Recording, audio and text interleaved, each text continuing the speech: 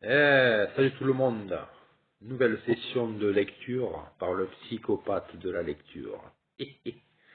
Alors là, j'ai tiens un bouquin entre mes mains. Et la vie continue. Vous voyez, regardez. Et la vie continue. Je vais vous lire un passage de ce livre. Vous êtes prêts? Allez, c'est parti. La jeune femme affichait un épuisement extrême. Ses jambes étaient parsemées d'éraflures.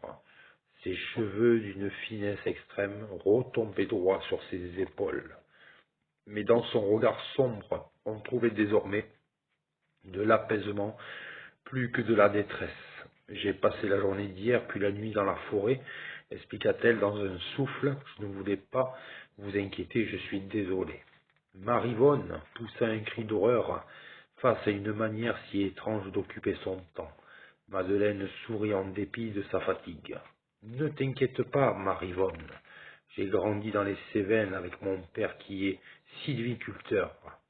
Nous partions souvent de cette manière l'été, quelques jours durant pour marcher, pêcher dans les rivières et dormir à la belle étoile. J'avais besoin de réfléchir et j'ai donc passé la nuit dans un refuge abandonné. Madeleine ne précisa pas à quoi elle avait songé pendant ces 36 heures passées, seule à se ressourcer, loin de la violence qui affecte parfois les relations humaines. Après ces brèves explications, elle s'empressa de monter dans sa chambre sous l'œil inquiet de Marivonne, afin de se rafraîchir et de se reposer. La journée de travail commença tant bien que mal, en attendant de trouver un autre créneau.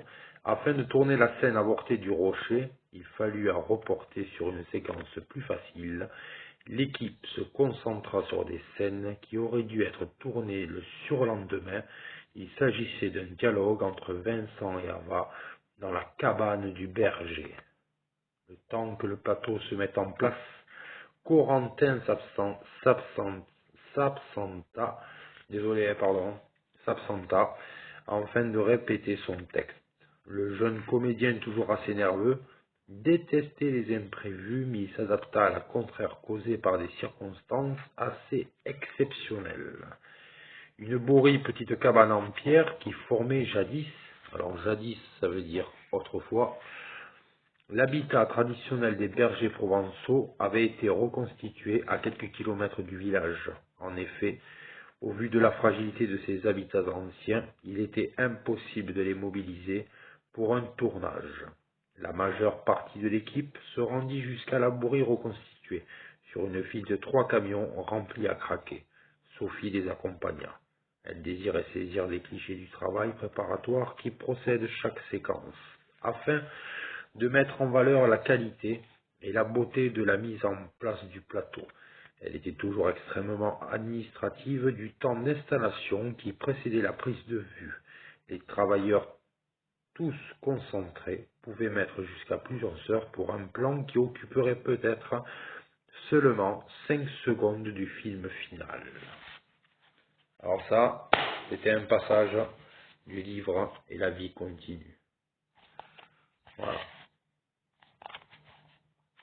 Allez, salut les gens. Tchuss. À bientôt pour d'autres vidéos. Je vous embrasse. Ciao.